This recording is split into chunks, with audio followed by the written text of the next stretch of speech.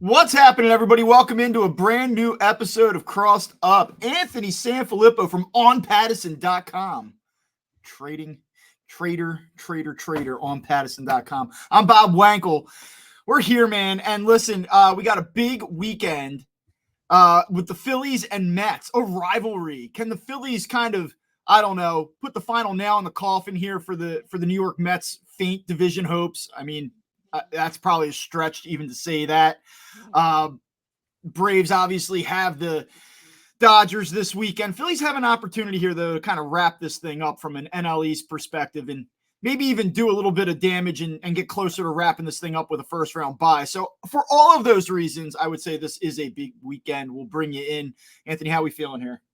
Yeah, I mean, it's a big weekend, Bob, but I also think it's an opportunity to shake things up at the bottom of the standings too. You look at them.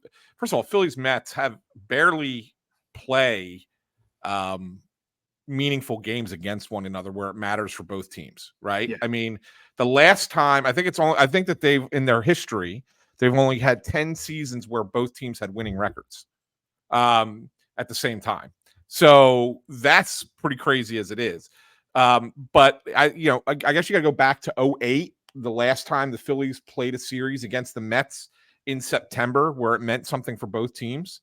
And even then, 07, 08, I think that's pretty much it. Like if you go back any other time when either the Mets were good or the Phillies were good, they just didn't play in September and the other team was good, right? So really, this is only like the third time in the franchise's history where they're going to play each other and it has meaning for both teams.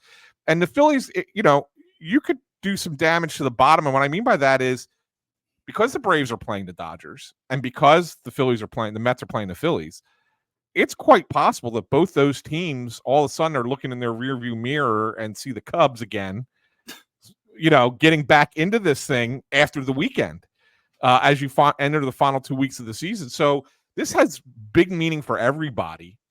But from the Phillies perspective, as you framed it coming in, yes, you can put the final nail in the coffin for the division. All so left to do is the shouting.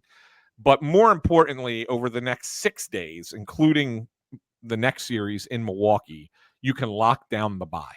You go 5-1 the next 6 days, you could probably take off from September 23rd onward if you wanted to. Yeah. That would pretty much do it. Yeah. Unless you truly care about the top seed, which I don't know. I don't know how the Phillies view it versus how I view it.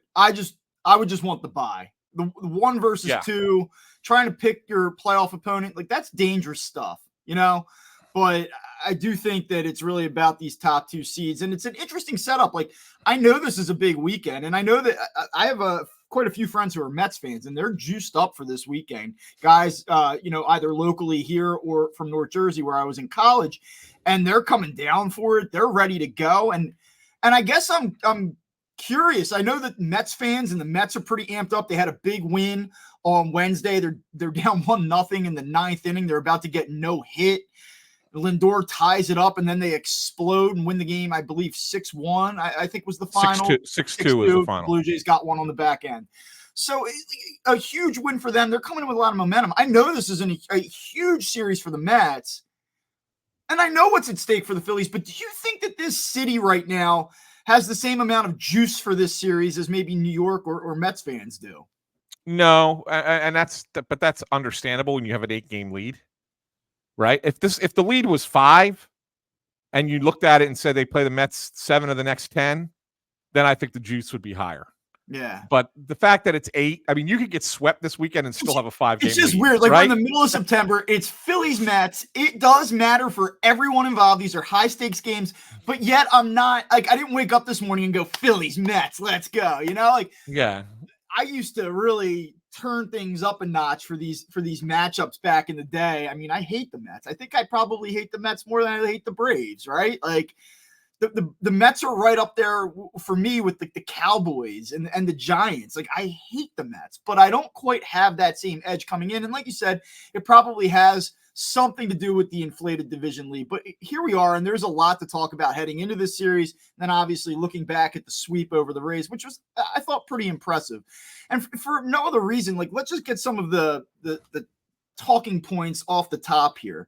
The Phillies Yeah. have not had a great second half. This has not been a replication of their start out of the gate. But that being said, they've really surged to a place now where they're back over 500 in the second half. And I know that they had briefly done it after the Friday game in Miami last weekend, but then they took 2 steps backward and split with the Marlins. So they come into this Rays series under 500 in the second half, but on the strength of going 9-2 over their last 11 and 14-4 over their last 18, dating back to the second game against the Royals in Kansas City last month, the Phillies are now over 500 in the second half. I believe that they come in 26-24 now in the second half. Does that matter? Like, I think, does it matter? We've fully turned the page on this idea that they were going to collapse, that the 2024 Phillies are the 2023 Eagles. Like, that's over. That isn't happening. So, like, does it matter from a confidence standpoint? Like, obviously the numbers of it and the division leads and home field advantage, like, that's all, obvious. But for, like, these guys, their confidence, does this do anything for them? Yeah, I don't know, Bob. Like, I look at it and say that when you look at the way things have gone in the second half, it's really a tale of thirds in this season, right? Like the first third, the middle third, and the last third. And the middle third wasn't nearly as good as the first and the last third have been. And so I look at it and say, over the course of a season, sometimes that's how it breaks down. But I think that they're going really well right now. And you mentioned 14-4 in their last 18, and something in those 18 games that really stands out to me is they only have lost once when somebody in their current starting rotation started a game. And what I mean by that is take out Taijuan Walker, take out Tyler Phillips, take out it was Aaron Nola last Saturday. Seth Johnson. It was the Aaron Nola in Miami. It was the only loss in the last 3 weeks when somebody from the current starting rotation was pitching. Like, I think you have to have confidence when you have that, right? And then you look at the back end of the bullpen and how good it's been lately, including José Alvarado. He's the guy I highlighted. I have stuff on him. You may too. Yeah, well, I mean, I wrote about him. I actually talked to Caleb Cotham. I asked Rob about him too, but I had a one-on-one with Caleb Cotham talking about him a few days ago, and then all of a sudden, it became the story following the last game. But yeah, I mean, even including him, you have 5 guys in the back of that bullpen who are lights out right now, pretty much. I mean, not completely lights out, but mostly so. And so you have a lot of confidence there too.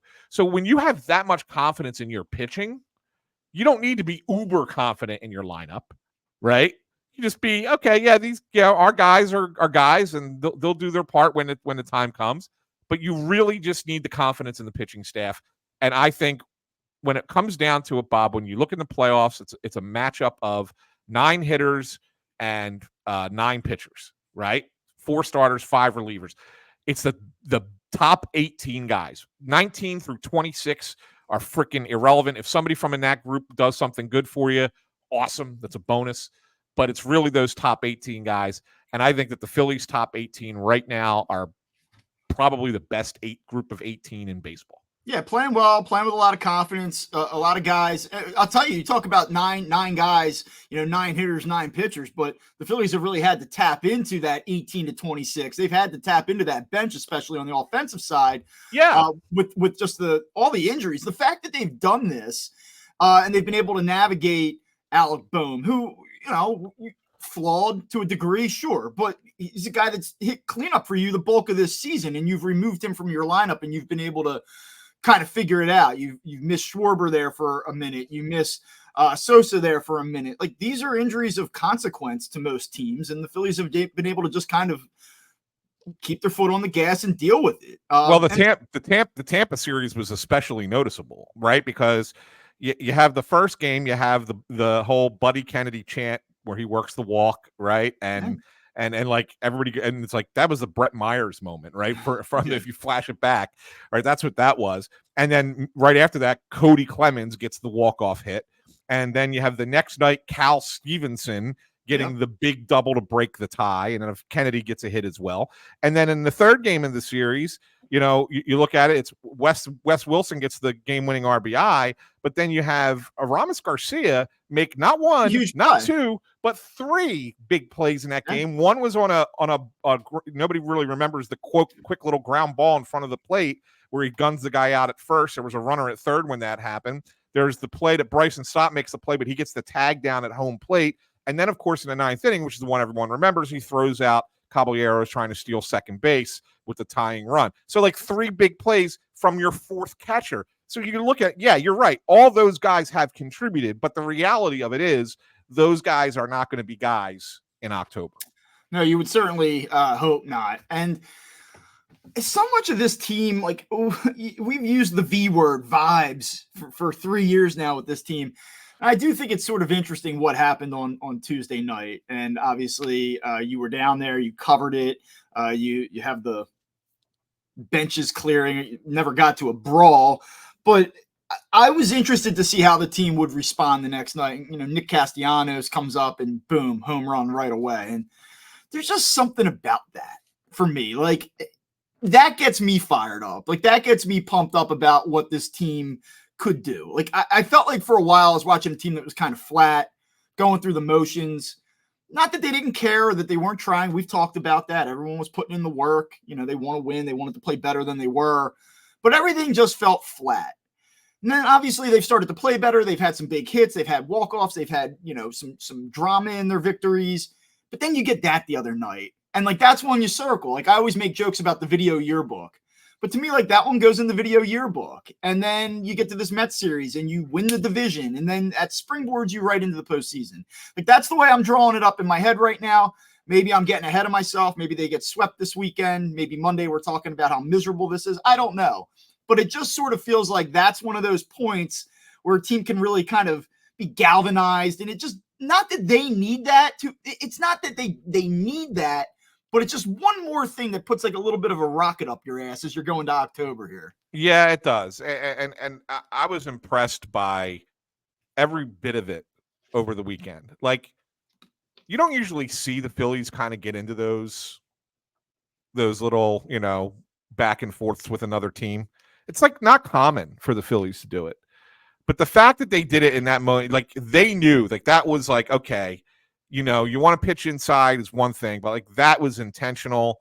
That shouldn't happen. And they all responded in kind, and they all called it what it was. Every last man in that club. We talked to Castellanos. He called it bullshit. We talked to Harper. He called it bullshit. We talked to Schwarber. He called it bullshit. Like they all called it. And you didn't really have to, because that John Boy video, they told you right in that video how they felt about it. Yeah. We don't do that. Hey, motherfucker, we don't do that. Yep. Yep. Exactly. I loved Harper talking about, maybe getting into it with the guy. Said, but he didn't want to be a loser because he came up from behind. I know he probably had another word he wanted to use there or whatever, but that was great. That was awesome. And then Castellanos, who of course is, like a quote machine. We talk about this all the time, but when he compares him to his 2-year-old son, Otto, like that was just so good. It was actually kind of crazy. So, but no, yeah, good stuff all the way around, Bob. And yeah, I think there could be more juice. To answer something you asked earlier, there could be more juice for this series if tonight goes a certain way. Like if either, and I don't want to say it has to be a specific way, but it could go in favor of the Mets. It could go in favor of the Phillies. But if tonight goes a certain way, and there's a certain feel about the matchup tonight, the rest of the weekend, and then, of course, next weekend in New York, if things haven't been clinched by then, will certainly have a lot more juice than maybe we're feeling right now, if that makes sense. Yeah, for sure. I think that the rematch here later next week or whatever could have a lot more substance to it if the Phillies, especially if the Phillies stumble here, right? Like 3 national games next weekend. Did you know that? Yeah. Friday's on Apple TV, Saturday on Fox, and Sunday on ESPN Sunday Night Baseball. Phillies are a decent favorite tonight. I mean, they're about minus 160 right now, the betting odds early Friday morning. And that's about where I expect them to be with Aaron Nola on the mound at home and all of that. We did not talk about Aaron Nola's last start on Saturday against the Marlins. We sort of just said, hey, look, obviously that was not very good. He didn't really give them a great opportunity to win the game. Don't want to make too much of one start. But now I do turn the page and I look at tonight. It's like, let's not let this become 2 starts, 3 starts, 4 starts, and create a huge question mark as you approach the playoffs, especially with what's going on with Ranger Suarez right now, which I guess we can get to in a little bit. Like tonight, for me, like, do the Phillies have to win? Is it a must-win game? No, but I do want to see Aaron Nola go out and perform tonight against a team that's played pretty good baseball here for the better part of 3 months. I mean, the Mets, I talked about the Phillies getting over 500 in the second half. The Mets at the end of the first half were 49-46. They're 80-66 right now. So they're 31-20 in the second half. Like, this is a team that's playing playoff caliber baseball. So, hey, Aaron, let's go and turn the page from this Marlins start, this blow up, and go do it tonight. I agree. Mets, by the way, best record in baseball since the London series. And it's funny, too, because you go back to the Sunday game in London, the one that Taijuan Walker started, and José Alvarado had the meltdown, and that kind of started a spiral for him. And you laughed at the time. Like, I think I actually said, I want to go back and listen to the show, but I said, a season-saving win for the New York Mets. Because I thought all along this was a team that was destined to win 77 games. And, well, now here they are with 80 on September 13th.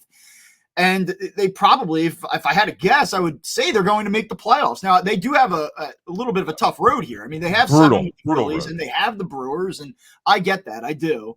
I guess I'm looking at a team that's played really good baseball now. And the Braves. I thought they have 3 with the Braves, too, right? 3 with the Braves as well. Yeah, I mean, I still think they get in. Like, man, what a collapse it would be, and it would not be unlike what the Mets. Like, I know this is the Mets. If there was ever a team to do it. But I don't know. They have a little bit of a different feel. I'm not saying that they're a championship team or anything like that, but they don't have that same, like, stench of recent Mets teams. I wonder if they have the pitching, though, Bob. That's where I feel like they're lacking, right? You mean like bullpen, or like their rotation's like held up pretty well here. I mean, I don't know if it's smoke and mirrors. It's held up. It's held up, but how good is it really? Is what I'm trying to say. Well, you start with the guy that you're going to see tonight, in Jose Quintana, and this guy, I feel like he gives the Phillies problems, and I have not looked up his numbers against the Phillies or their current lineup, but this is the classic case of roll it over, too aggressive, not using all fields, and then you look up and you're like, I'm not impressed with this guy, but he just gave you 6 innings and he gave up 1 run on 3 hits. So, and you look at his starts recently, he had a blow up against Baltimore on August 20th. He allowed 7 earned runs in 5 innings. And the start prior to that, he gave up 4 earned runs to the A's in 4 innings of work. But his last 3 starts, 6 1/3, no earned runs against San Diego. I'm going to just, note that he held the White Sox. I mean, who cares? But the White Sox to 1 earned run in 5 innings. And then he shut down the Reds for 6 2/3 scoreless his last time out. Like, he's come in and he's on a nice little roll here his last 3 outings. I know the Phillies have struggled with him at points. We'll see. Yeah, I mean, look, you say they've held up, and that's exactly what they've done. They've held up. But they're not. They give up a lot of base runners, Bob. Like I look at these guys, like Quintana's WHIP is 1.3, right? I mean, the only one who's been surprisingly good is Minaya. Minaya's been good, man. He has been good. Yeah, I mean, but he's the only one that's been surprisingly good, because before this, I mean, Phillies have lit him up in the past, right? He's not been a great pitcher in the past. He's just been a guy, and now all of a sudden he's their best pitcher. But even Severino, like 1.24, Peterson 1.35, Miguel 1.31. I mean, they're giving up a lot of base runners. Like, nobody's really lights out. And then as far as the bullpen is concerned, yeah, you got Edwin Diaz, who's fine, good, but beyond that, like, what do you got out there? Yeah. Reed Garrett, Adam Ottavino. Like, are we really worried about these guys? Who has nothing special. Yeah, I'm looking at this matchup tonight now, and I'm looking at Phillies hitters versus Jose Quintana, and Nick Castellanos has seen him quite a bit, 50 at bats. He's 13 for 50, not bad. Schwarber's 6 for 21 with a homer against him. Turner 6 for 21 with a double against him, but a 619 OPS. The only guy that's really had a great deal of success against them, although be it in a limited sample, would be Johan Rojas. He's 4 for 7 against Jose Quintana. So yeah.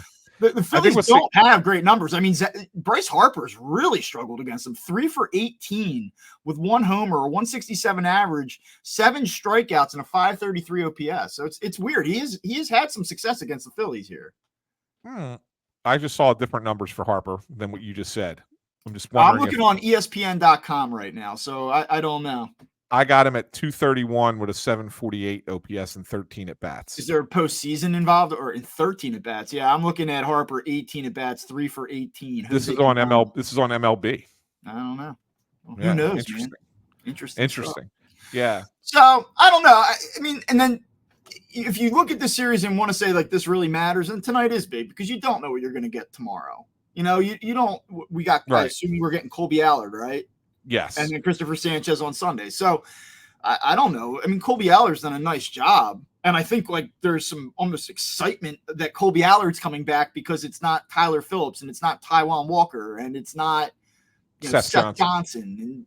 And, great, but it's still Colby Allard. And so you feel like you're not in a great position going into tomorrow. So, yeah, you want to get this one tonight. Agree. Yeah. So Nola, back to the original point, has to pitch a good. We need an Aaron Nola start tonight.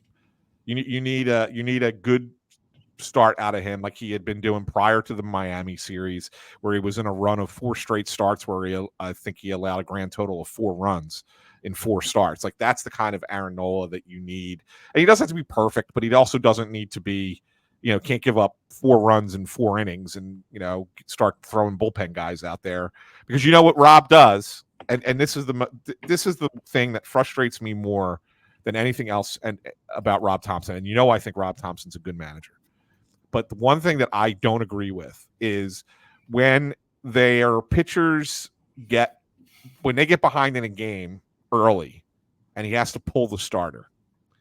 It's just one bad pitcher after another coming out of the bullpen. But I don't mean bad, but like guys who are leaky, who are going to give up all in. runs. You're down 2 runs. You're not all in. You're okay. Yes. We'll turn it over to the other guys. I'll tell you if I'm tied or I'm leading. Because I'll tell you that game in Miami, and this is the perfect example.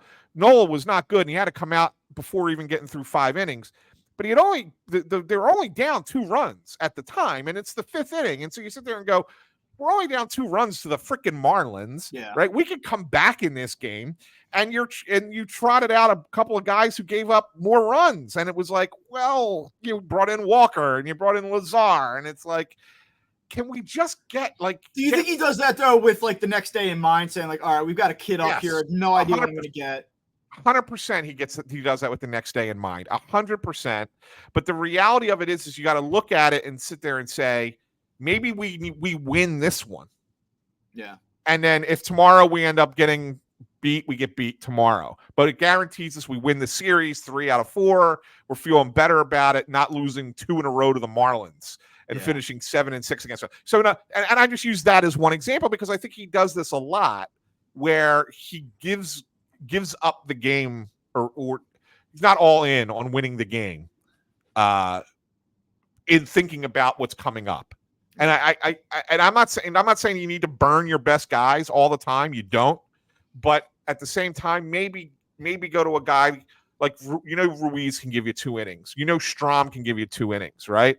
Go to those guys in that spot and just see one of them. You don't have to use them both, but go to one of them for 2 innings and say, let's see if we could get back in this game. And then if not, and if it's 8-3, 9-3, all right, fine. Then you bring in those other guys at the end and figure it out. That's the one thing that drives me nuts about him. I hear you on that. Look, you mentioned it earlier.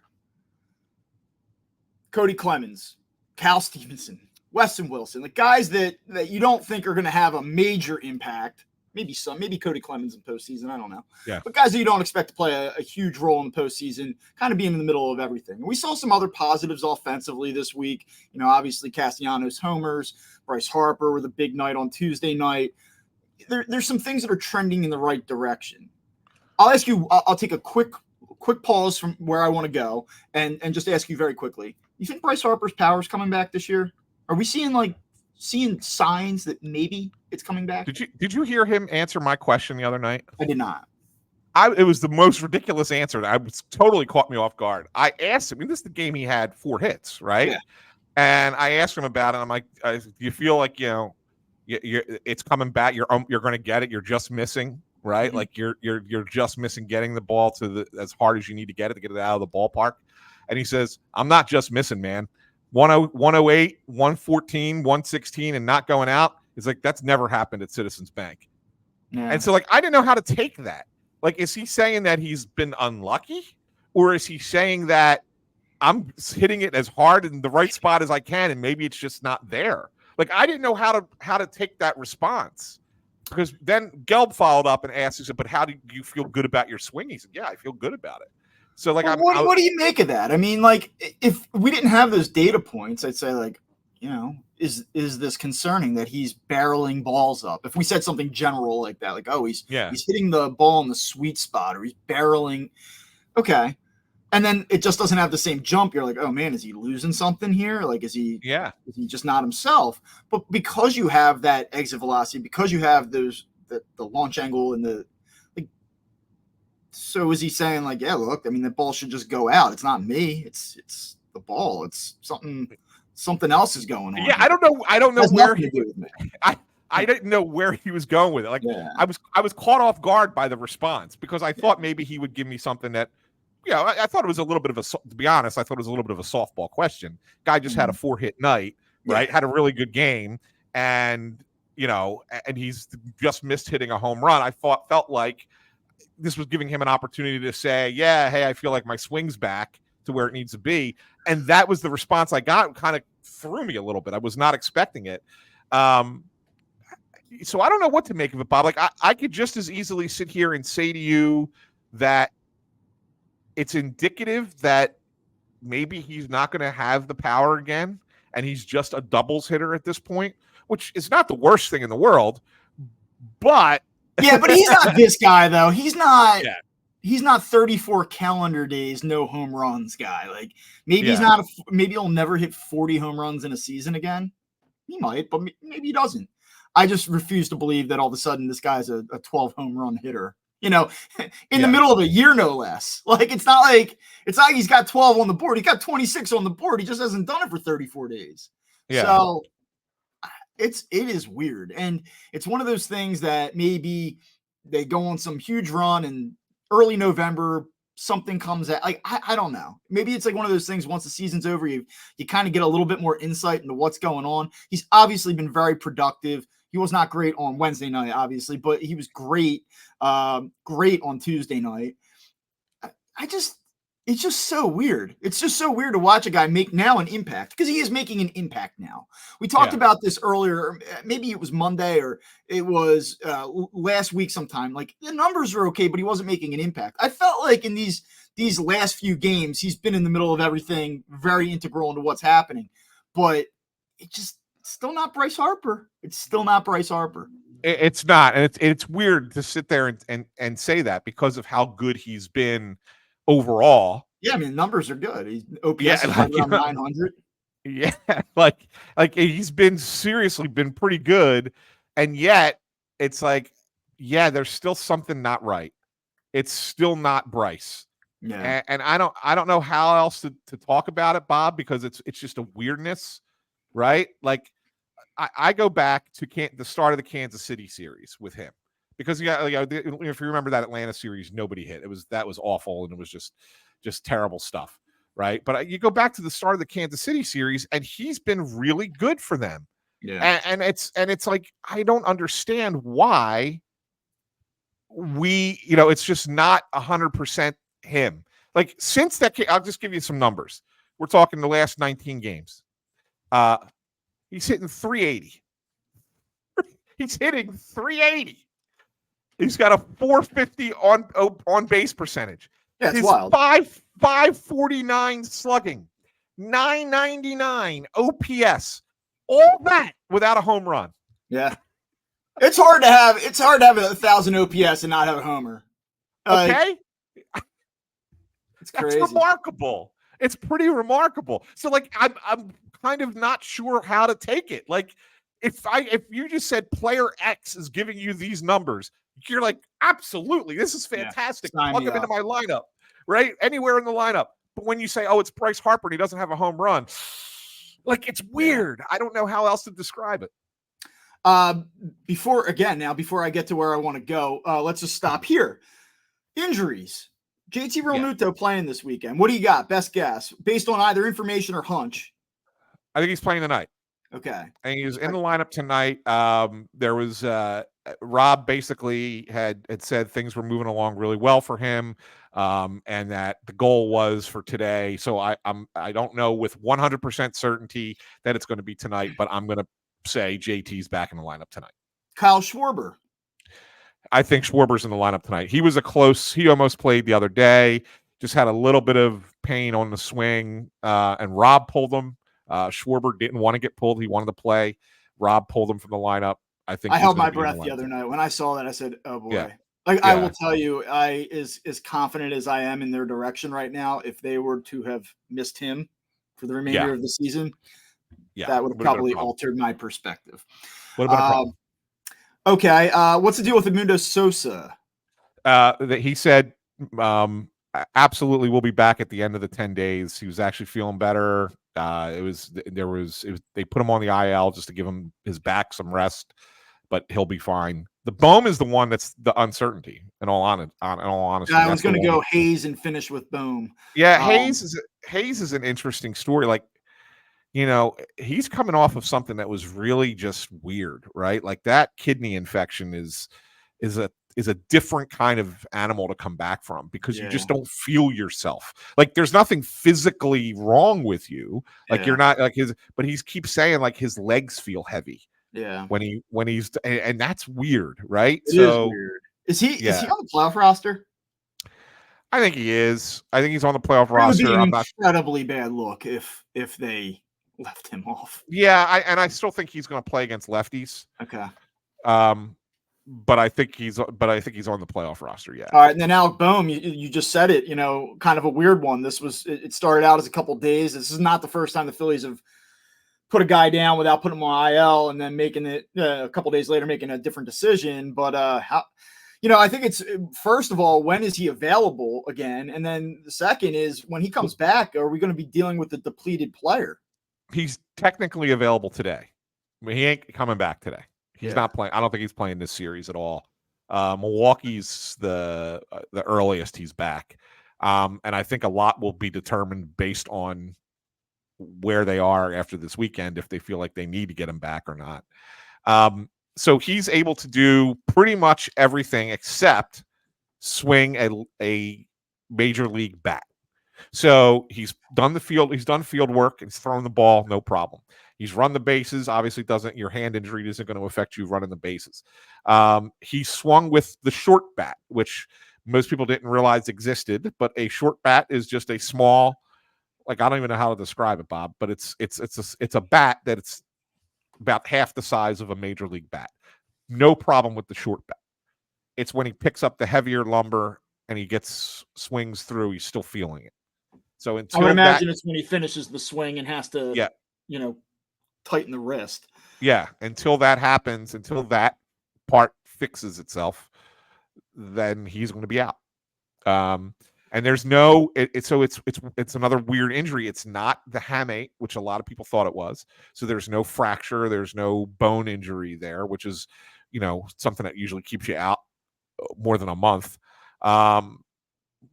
But it's something that's a strain in the top of his hand, like near a knuckle. It's weird. It's a weird injury, and we'll see. We'll see what happens. That's the one. I just wonder what happens when he comes back. Like, I feel like he'll be back at some point, and we'll see him on the field. But like, is he gonna be himself? Is he gonna be tentative? Is there gonna be pain? Is it gonna what does this look like? Do we get the guy that hits the ball, four hopper into the ground and doesn't have any gap power, or because those are two very different players. We've seen both of them. So, and I wonder if he has to go out. I wonder if he has to go out for a rehab assignment too, and then we'll get a better feel on that from that, right? And I'm not sure he has enough service time to refuse a rehab assignment. So I think he would have to go if they want him to go. Be interesting. It just feels like they've kind of not gone that route a ton with their more established players, but they did it with Marsh earlier this year. Yeah, if you remember, Marsh went to Reading. Yeah, I would say even though I mean, I know that they're, I guess, similar in age, but I kind of just feel like Bohm has a little bit more clout. Yeah, he does. He does have more clout. All right. Well, the thing that's got me excited right now in this moment is it looks like José Alvarado's back. Some numbers here. Opponents hit 306 against him in July. He had a 1.85 whip in 8 2/3 innings pitched. In August, opponents hit 263 against him, but his whip was actually worse, 1.86 in 9 2/3. In September, 5 games. I know he's on a 7-game scoreless streak, but in September, opponents hitting 063 against him. He's got a 0.4 whip. He's only allowed 1 hit, 1 walk with 7 strikeouts in 5 innings pitched. He looks like the guy that we saw at the beginning of this season at times. He looks like the guy that we saw for stretches in 22 and 23. You feel pretty good about where he's at right now, obviously. Do you feel so good that he's now right back to being high leverage, 8th inning, taking down key outs when you have your full complement of relievers? I don't think he's that guy. I don't think he's going to be put in that role. But I do think he's going to be brought in sixth inning, 7th inning, especially against a pocket of lefties, because even when he was struggling, the one thing he could do was get out left-handed hitters. I think that's the role he's going to be in. I think the back end of your bullpen is still Strom, Hoffman, Estevez. Those are your 3.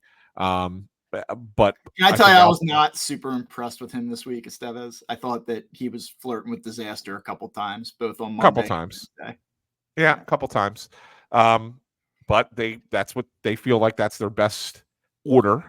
He was very good against the Braves, though. But like last weekend, I was just like, this past. And then you got and then you got Kerkering as well, who's been really good. Awesome.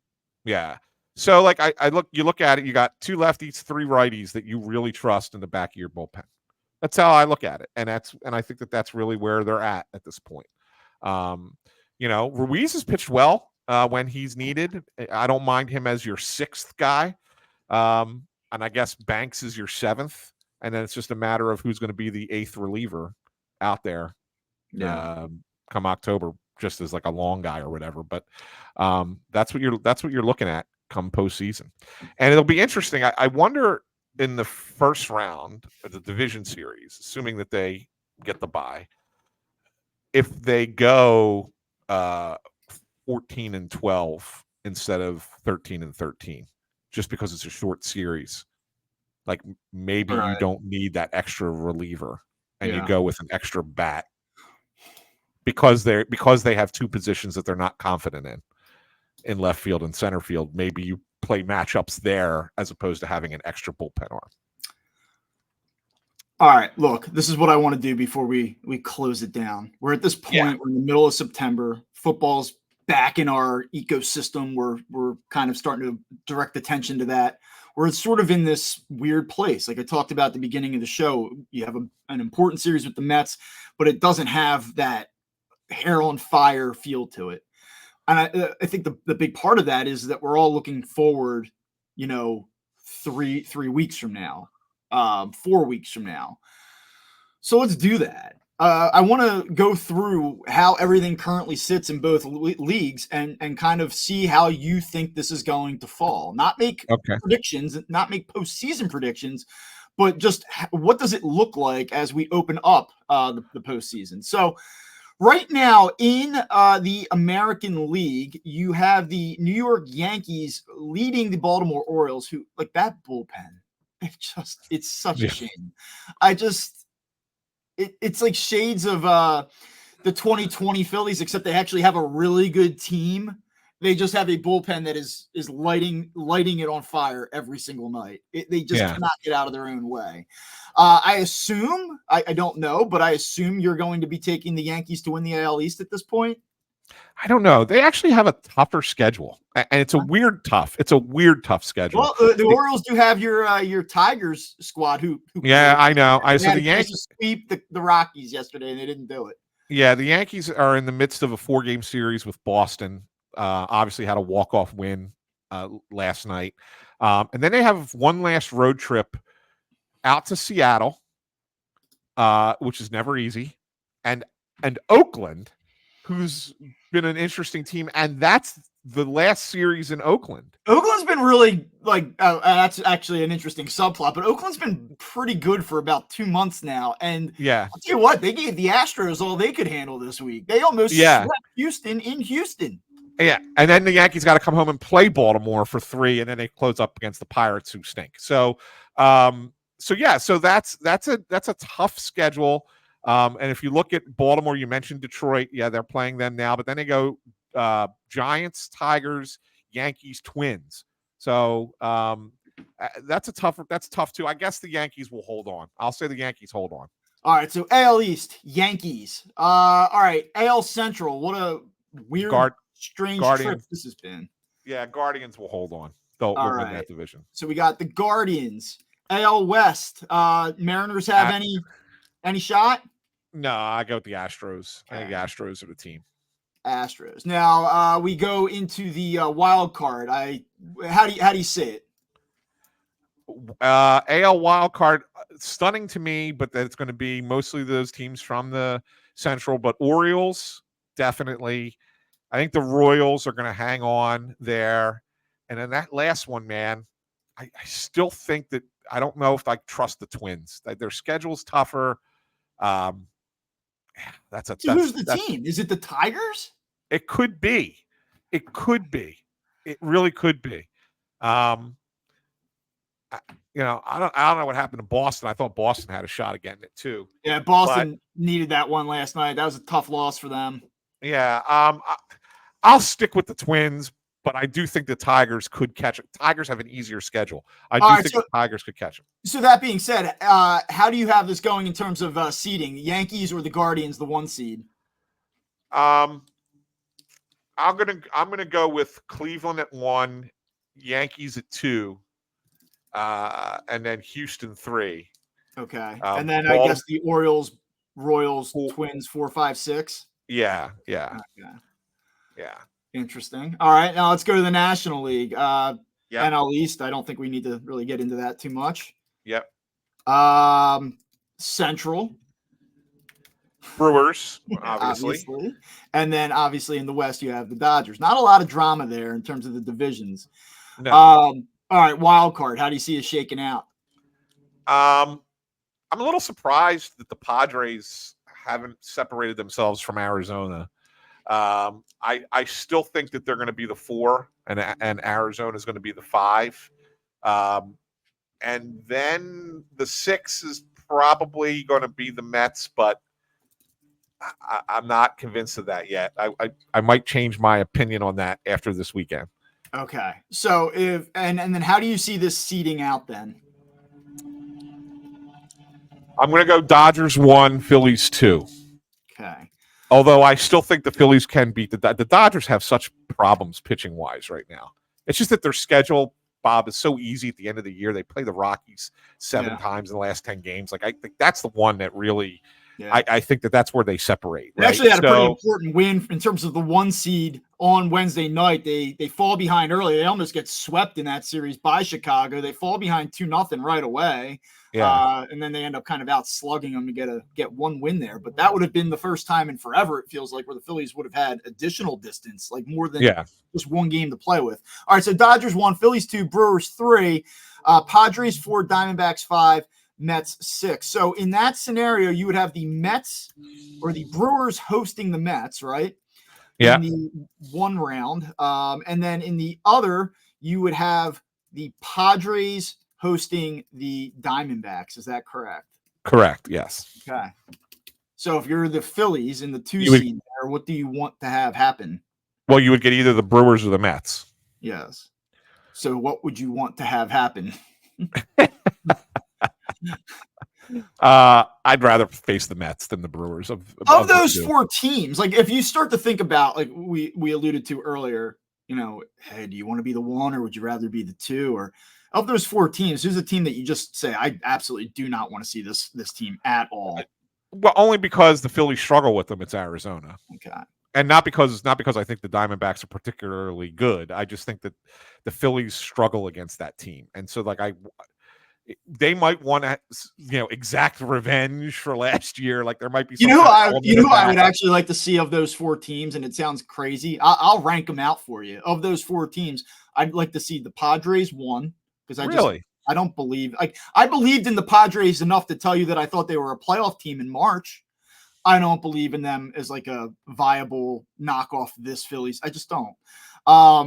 The next team would be the Brewers, which is, hey, look, Milwaukee's a good team. Bullpen's good. I get it. Then it would be the Mets. I do not feel great about them. I know the Mets are not a great team.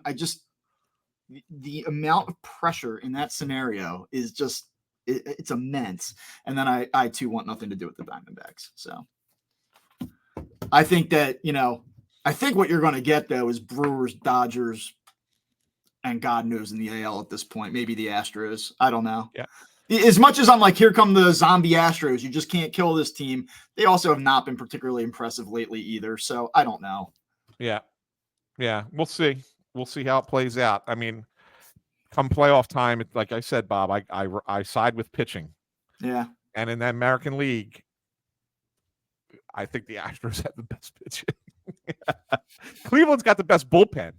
So if they could just figure it out at the beginning, if they get 5 innings out of their starters and keep them in games, they could be a team. I'm telling you, man, I fear, because I like the Orioles, and I, obviously I thought they were going to go to the World Series, and they still might. I just fear for Orioles fans, like they've leaned so much on this, like our farm system, and we've got another prospect coming in, waves and waves and waves. You only get so many shots at it. You only get so many shots at it. You blew one last year, and you really blew one this year if you don't get there. I'm not saying you got to win it all, but you've got to make a run. Yep, I agree. All right, what's one last thing? So, Bob, this is an interesting thing. League batting average this year for the entirety of Major League Baseball is 244. The all-time lowest record in the history of the game is 243 for the league batting average. Currently, there are only 8 hitters qualified in Major League Baseball hitting 300. There's a real possibility that only one guy breaks 300 in the National League. Probably going to be Arias. He would have to totally tank. He's hitting 317 right now. Yeah. What has happened to the 300 hitter? Man, he got hot, huh? Because it was like Ozuna Turner were 1-2 for the batting title. Yeah. Holy smokes. What happened to the 300 hitter? I don't know. I mean, is this another conversation about like high velocity, bullpen arms? I don't know. Quality? Like maybe that. Does that sort of tie into the previous conversation we had about making starting pitching cool again? And I don't know, man. I don't know what happened to 300 hitter. I suspect that having 7 guys on your roster that can light up a radar gun 97 plus has something to do with it, though. Well, the whole point of taking the shift away was supposed to be to create opportunities for guys to hit, and they've taken it away, and you have the second worst batting average in the history of the sport, and it might even break that record, even with no shifting. So it goes to show you that shifting wasn't necessarily and I'm not a fan. I'm not a big shift guy, but shifting was not the problem here. Shifting was not the problem with a lack of hitting. Isn't it amazing? Like you look at the National League and the Phillies have 3 of the top 7 in batting average. And you wouldn't think, having watched them every single game this season, that any of them are having a special year in terms of batting average. Bob, that's why I keep saying my big response to everybody when things go wrong with the Phillies is look around the sport. Just look around the sport. It's not as bad as you think here. This is actually pretty good here in comparison to the rest of the sport. Yes, the sport is down. There's no question the sport is down. And in other years, what the Phillies are doing now might not be as good as what it is this year. But if you compare it in the moment around the sport, they're actually pretty darn good for a reason, because everyone else is not good at this anymore. I'm gonna take this conversation and just go somewhere else with it real quick. Yeah, I am now in the rabbit hole and I'm looking at this, And like, what an absolute fraud Arias is. Like, people that sing his praises. Like, I'm looking at wins above replacement here. Let me just give you this real quick. Yeah. I'll start with Freddie Freeman, who's 9th in the National League in batting average. He's a 4.1 WAR. Jackson Merrill, 3.6. Harper, 4.2. Alec Boehm, 3.5. Shohei Ohtani, 7.4. Ketel Marte, 6.0. Trey Turner, 2.8, which kind of speaks to like his season being a little bit. Yeah. And he also missed time, and that has something to do with it as well. But Marcell Ozuna, 4.2, and Luis Arias, 0.1 WAR. He's a replacement level player. And he leads the National League. He's going to win the batting title. Now, again, I'm not on Fangraphs. I'm on ESPN, and I don't know if I should trust ESPN's data after what you told me earlier. I don't know. But I actually, like, as we're talking through this here, like, let me just jump. I'll go over Fangraphs because I want to make sure I'm painting a whole and complete picture here. But if we go over and let's go to batting average, because that's how we assess good players. All right, batting average. And I'm just going to go real quick here. We're going to go to the National League. Okay. All right. But while you're doing this, I think that I saw something, and I might be off by 1 here, but I think that I saw something where Luis Arias has only struck out 3 times since the All-Star break. That's crazy. That's crazy. Right? That is wild. Yeah. I actually have to go to the like the second page to even find him. I don't even know where the hell I can find this guy. Yeah, there he is, Arias. 738 OPS. I mean, that's the problem. That really is the problem. He is, Fangraphs is a little bit more favorable, 1.1 WAR.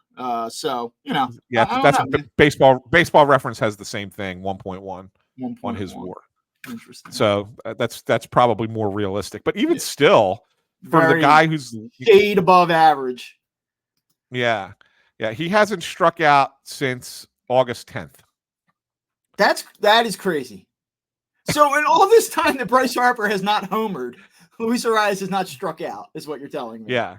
It's only 2 strikeouts, by the way, since the All-Star break, not 3. That's crazy. Once on August 9th and once on August 10th, both against the that's Marlins. His game. Let me ask you this, and it sort of ties into talking about average overall. Like, if more players wanted to do this, could they? Like, is he special in that he's only struck out twice since the All-Star break, or is he just like, this is my game, I fully own it, whereas nobody else does? So I guess the difference is that he certainly has limited pop, right? I mean, he's only got 4 home runs for the entire year, so he's not trying to hit home runs. So I think when he goes up there, his approach is put the ball in play on a little bit different angle, right? More of a line drive hitter. And that's his game, and he's successful at it, and he's able to get, the hits that he gets, 185 hits so far. He's going to probably break 200. That's great.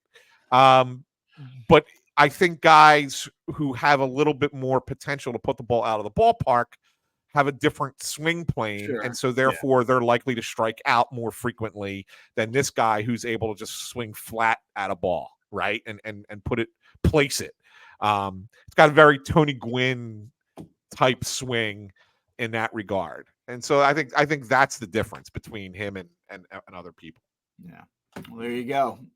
Yeah. I think we will have a lot to talk about on Monday. I just have a feeling like, sure. Listen, I want to look ahead a little bit at the playoffs, talk a little José Alvarado, look back at the Rays series. Everything's pretty good right now. This is a weekend for moving. This is a huge weekend in a lot of ways where we're going to have a much more definitive picture of what we're looking at. You have Brewers, Diamondbacks, Phillies, Mets, Dodgers, Braves. It should be plenty of intrigue coming up this weekend. So you're a baseball fan, you're a Phillies fan. This is going to be a fun weekend. And by the way, sprinkle in some NFL football on Sunday too. So good sports weekend here, Anthony.